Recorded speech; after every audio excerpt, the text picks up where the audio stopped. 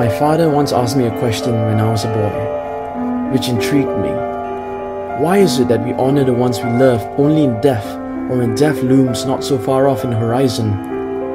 Why is it as human beings we fail to make time to cherish those who are alive, to celebrate their love, their sacrifices, their companionship?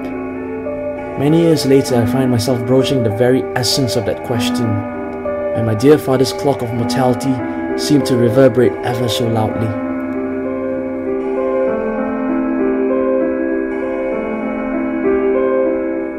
Sitting at his bedside, awaiting the operation which would literally be do or die, I found myself contemplating as to what were the range of emotions I would feel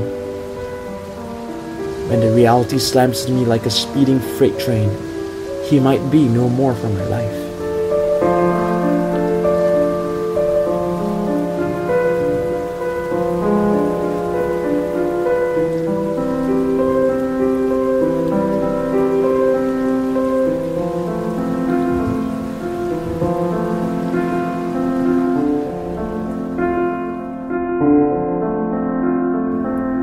Absent from giving me a hug at the day of my graduation.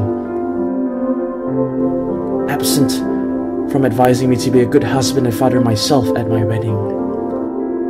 Absent from being part of my children's life. Absent from lifting my spirits up when life gets me down. In a plethora of emotions, I awaken memories of the past. Memories of insight as to who I am and how he has influenced me in my yesteryears to be who I am today. The question every person of his age would ask: what legacy was left behind? A healthy trust fund perhaps, a slew of cars, a long list of property. Nay, I say, my father's greatest legacy would be his children, and the gift of knowledge and love he imparted upon them. Even in the simplest menial task of following him around on shopping errands, he taught me that decisions are important in every facet of life, even right down to choosing the correct toothbrush.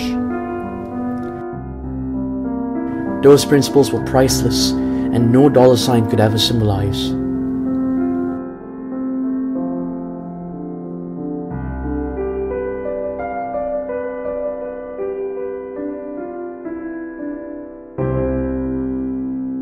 But the most important thing I learned from this was that my father, who raised me up and took care of me, wasn't put in my life by accident or by chance, but a genuine sign of God's love.